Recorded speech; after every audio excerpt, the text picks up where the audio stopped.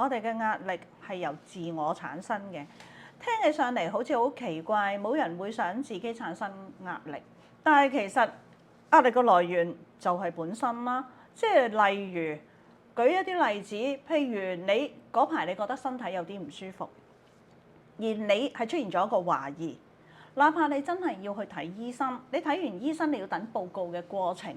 你會唔會有無限嘅想像空間呢？你有無限嘅想像空間，嗰個就係你壓力嘅來源啦。咁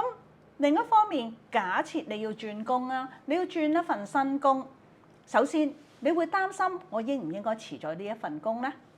我辭咗呢一份工，我會唔會揾到第二份工呢？又或者我幾時我先至可以揾到第二份工呢？當我真係揾到第二份工嘅時候，我又擔心嗰份工適唔適合我呢？人際關係會係點呢？到底各方面可唔可以達到我心目中嘅理想呢？我哋對於未知係充滿住恐懼，而我哋將呢啲恐懼咧，通常我哋都賦予好多嘅觀點同埋情感落去，嗰啲咪就係自我產生壓力嘅來源咯。咁我哋大部分人對於未知嘅嘢，可能係一份工，可能我夠唔夠錢用，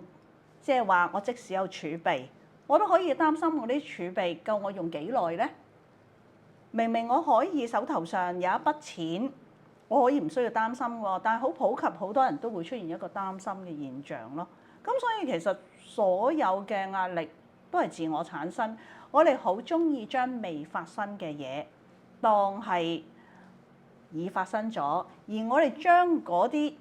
已發生咗嘅嘢，其實係一啲未知嘅嘢嚟㗎嘛，但係我哋假設晒嗰啲係有問題嘅嘢，所以呢個咪就係自我產生嘅壓力嘅來源咯。如果大家想了解更加多情緒同埋身體嘅關係，可以關注我哋呢個頻道。